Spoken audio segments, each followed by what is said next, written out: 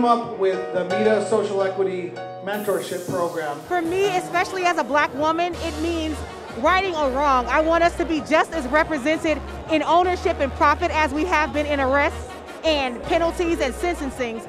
And we have a chance to build this to where the people that were impacted the most by prohibition, particularly the people of color, have an equal shot. You know, Mita has done incredible things over the past 16 weeks. We've had incredible speakers tell people how to get into the industry, talk about financing, talk about partnering up with other people.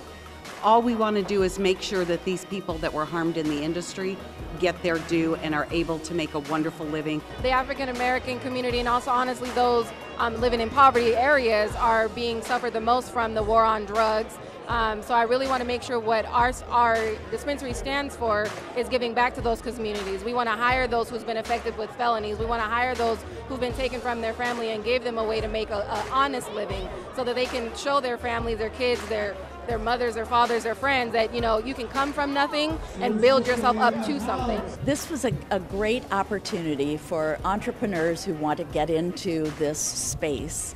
Social equity is part of the Prop 207 law, and it's aimed at providing opportunities in cannabis for communities that were disproportionately impacted by the war on drugs. We want to participate. We want minorities to participate.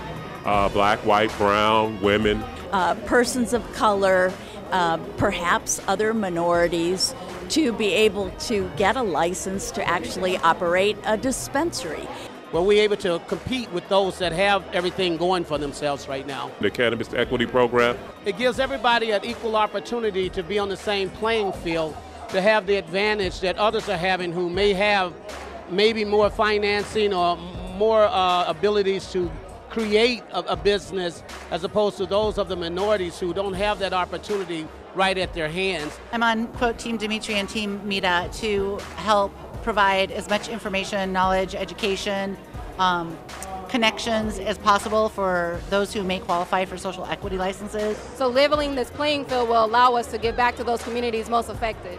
In the black market, we participated, you know, with the prison, industrial industry, and the arrest and incarceration. So now we want to go to the bank too. I am the faculty program administrator at Scottsdale Community College. We also have a social equity program, so people in the community can make donations so social equity applicants can afford to take our classes, so we're able to give scholarships. And then we also customize training for employers. So if they're looking for someone to train your employees, we customize for industry partners. I want us to make sure that we're putting the best foot forward for the next generation so that we can destigmatize what we think we know about marijuana. Which is the concept of industry members stepping up to give back to those who are going to come next.